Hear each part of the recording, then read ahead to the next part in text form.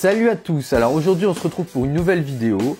Comme vous le voyez dans le titre, on va parler des preuves qui mettent en évidence que la Terre est plate. Mais avant de commencer la vidéo, surtout n'hésitez pas à exploser le barre de like et activer la cloche de notification en vous abonnant. Et restez bien jusqu'à la fin de la vidéo, vous allez voir, on va découvrir des choses hallucinantes. Let's go! Pour quelqu'un qui a été éduqué depuis son enfance au modèle dominant de la Terre ronde, il peut paraître difficile d'admettre que la Terre puisse être plate. Pourtant, aussi bien les innombrables constatations empiriques que des dizaines d'expériences réalisées de par le monde ne laissent quasiment plus de doute quant à la solidité de ce dernier modèle. Nous passerons ici en revue quelques-uns des principaux arguments et preuves militant en faveur de ce modèle quelque peu atypique. Horizon plat et fixe. Pour un observateur quelconque, l'horizon apparaît toujours plat, quelle que soit la direction où il regarde, et quelle que soit son altitude, abstraction faite des accidents de relief bien sûr. Avec une supposée circonférence de 40 000 km du globe terrestre, on devrait voir l'horizon se courber au fur et à mesure qu'on prend de l'altitude. Or ceci n'est constaté qu'à travers les hublots des avions aux verres déformants ou les caméras de type GoPro et autres lentilles fisheye dont use et abuse la NASA. En fait, avec des caméras ordinaires fixées à des ballons sondes amateurs, même des photos prises à partir de la stratosphère montrent toujours un horizon plat. Surface aqueuse plane. La mécanique des fluides voudrait qu'un liquide au repos ait toujours sa surface plane. C'est ce qu'on observe par exemple à la surface d'un lac par temps calme.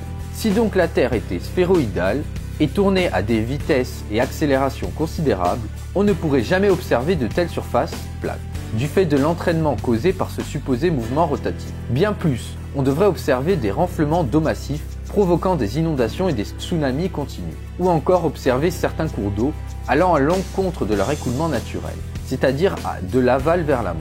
Or, rien de tout ça n'est constaté. Le simple bon sens voudrait que si les eaux des mers et des lacs restent planes, par temps calme, c'est tout simplement parce que la Terre est plate. D'ailleurs, les capitaines de navires qui naviguent sur de grandes distances ne prennent jamais en compte une éventuelle courbure dans leurs calculs. Bien au contraire, tous ces calculs sont basés sur la trigonométrie plane et non sphérique. Expérience de Bedford-Level. Si la Terre avait effectivement la forme d'une boule ayant un diamètre de près de 13 000 km, comme le prétend l'astronomie moderne, cela voudrait dire par exemple que la surface d'une eau stagnante serait courbée.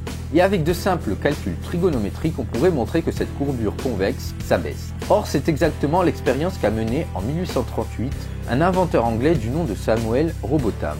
Ce dernier avait effectué une série d'observations sur un tronçon rectiligne du canal de Bedford-Level, Norfolk, d'une longueur de 9,7 km.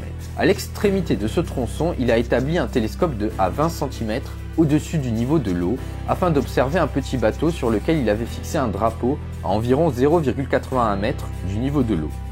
Le résultat de l'expérience était que Robotham continuait toujours de voir à travers le télescope le bateau lorsque celui-ci arrivait à l'autre bout du canal, alors qu'en principe il devait disparaître de son champ de vision s'il y avait courbure. Lumière et chaleur du soleil. L'idée d'une Terre sphérique effectuant des mouvements de rotation autour d'elle et de révolution autour du soleil situé à 150 millions de kilomètres est difficilement soutenable pour tout un tas de raisons. D'abord, à une telle distance, les rayons du soleil devraient arriver quasiment parallèles.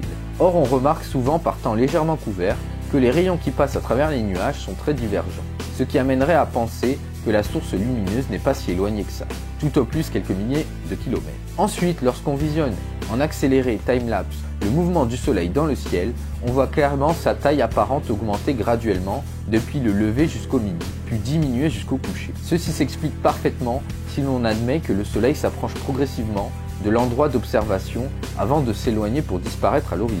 D'autre part, les écarts de température simultanés sur la Terre à quelques milliers de kilomètres seulement, par exemple une chaleur étouffante en Afrique, par contraste à un froid glacial en Antarctique, rendent complètement absurde la thèse qui voudrait que la source de chaleur se situerait à des dizaines de millions de kilomètres de là. Ces écarts sont trop importants pour être expliqués par le modèle héliocentrique classique. Et enfin, on ne peut pas occulter que même des endroits situés à la même latitude connaissent un comportement différent du Soleil, selon qu'il soit au nord ou au sud de l'équateur. Voilà, c'est tout pour cette vidéo, j'espère qu'elle vous aura plu. Surtout, n'hésitez pas à exploser la barre de like, je compte sur vous pour qu'on atteigne les 20 likes avant minuit. 20 likes, c'est faisable, je sais que vous pouvez le faire. N'hésitez pas non plus à vous abonner en activant la cloche de notification, à commenter la vidéo pour me donner votre avis sur ces arguments et n'hésitez pas non plus à la partager. Sur ce, je vous dis à la prochaine.